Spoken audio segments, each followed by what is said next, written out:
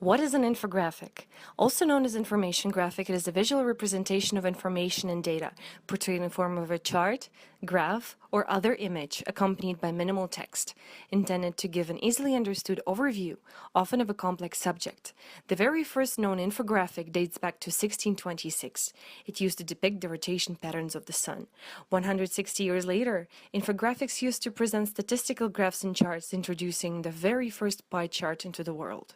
Around 1820s, geographical maps called supersigns included frames, scales, and agreed map legends, but essentially they were just infographics used by geographers that consisted of symbols, icons, and indexes as representations.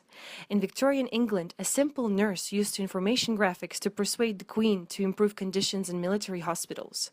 But when we speak of information graphics as we know them today, we have to truly thank Edward Tufte, the pioneer in data visualization, often referred to as the Da Vinci of data, as his design principles and theories on good data visualization can be seen in many websites, magazines, and prints that we use today.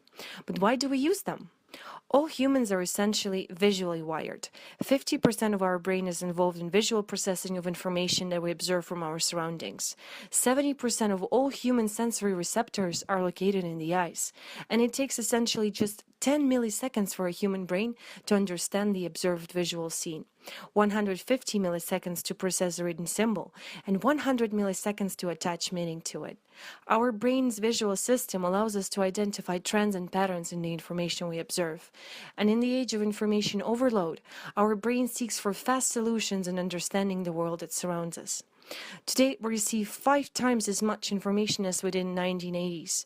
We consume around 34 gigabytes of information on an average day, and that's just outside work.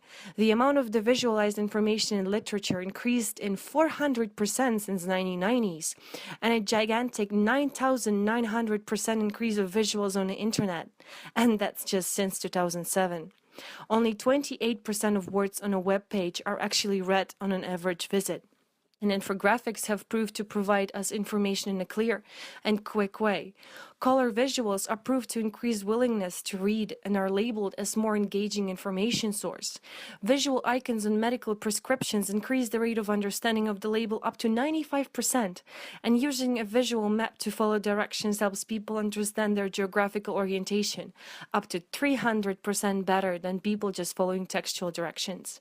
Our brain's memory is essentially visual, as we tend to remember up to 80% of the things we see and do compared to what we hear or read. Infographics can be used in multiple ways: presenting flowcharts versus comparisons of data, maps and timelines, visual articles, statistical graphs, informational design and architecture, photo or illustration lists. There are multiple tools out there in the market, just to name a few.